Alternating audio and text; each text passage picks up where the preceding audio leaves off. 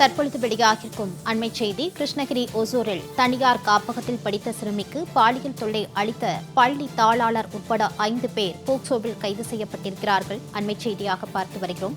சிறுமிக்கு பாலியல் தொல்லை கொடுத்த பள்ளி தாளாளர் உட்பட 5 பேர் போக்சோவில் கைது செய்யப்பட்டிருக்கின்றனர்.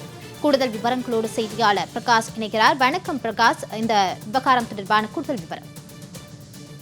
நிச்சயமாக கிருஷ்ணகிரி மாவட்டம் ஓசூர் தேன்கண்டி கோட்டை சாலையில பின்னூர் பகுதியில பெசோ என்ற பெயர்ல தனியார் காப்பகம் கடந்த 33 ஆண்டுகளாக செயல்பட்டு வருகிறது. இந்த காப்பகத்தை திருநெல்வேலி பகுதியைச் சேர்ந்த சாம் கணேஷ் என்பவர் வயது 61, இவர்தான் நிர்வகித்து வந்துள்ளார்.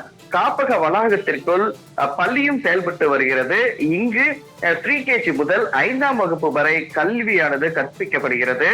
காப்பகத்திலிருந்து ஆண் பெண் என 33 பேர் தங்கி இருக்கிறார்கள்.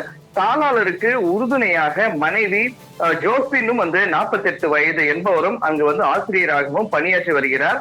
இந்த நிலையில் பள்ளியில் 4ஆம் வகுப்பு படிக்கும் 9 வயது சிறுமிக்கு காப்பக நிர்வாகியும் பள்ளி தாளாளருமான சாம் கணேஷ் பாலியல் துன்பத்தில் ஈடுபட்டதாக கூறப்படுகிறது. இதையடுத்து சிறுமியின் தாயார் அளித்த புகாரின் பேர்ல போலீசார் விசாரணை மேற்கொண்டதுல கடந்த ஜனவரி மாதம் முதல் மாணவிக்கு பாலியல் துன்புறுத்துதலில் ஈடுபட்டதாக தெரிய வந்தது. பின்னர் சிறுமி மருத்துவ பரிசோதனைக்கு அனுப்பப்பட்டு பரிசோதனை செய்யப்பட்டதை தொடர்ந்து போலீசார் இந்த விவகாரத்தில் ஈடுபட்டதை தொடர்ந்து அவர்கள் சிலரை கைது செய்தனர். மேலும் விசாரணையில வெளியே தெரியாமல் இருக்க தாளாளரிடம் பணம் பராமரிப்பு மாற்றத்தை ஈடுபட்டதாகவும் ஒசூரை சேர்ந்த முரளி 37 வயது, செல்வராஜ் 63 வயது மற்றும் தாளாளரின் மனைவி ஜோஸ்பின் 61 வயது ஆசிரியை, அதாவது இந்திரா 36 வயது ஆகிய 5 பேரை தற்போது கைது செய்திருக்கிறார்கள். 5 பேரையும் நீதிமன்ற காவலுக்கு உட்படுத்தப்பட்டு சிறையில் தற்போது அடைக்கப்பட்டனர்.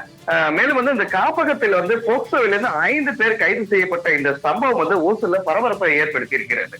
பிரகாஷ், தொடர்பான கூடுதல் விவரங்களோடு இணைந்தமைக்கு நன்றி.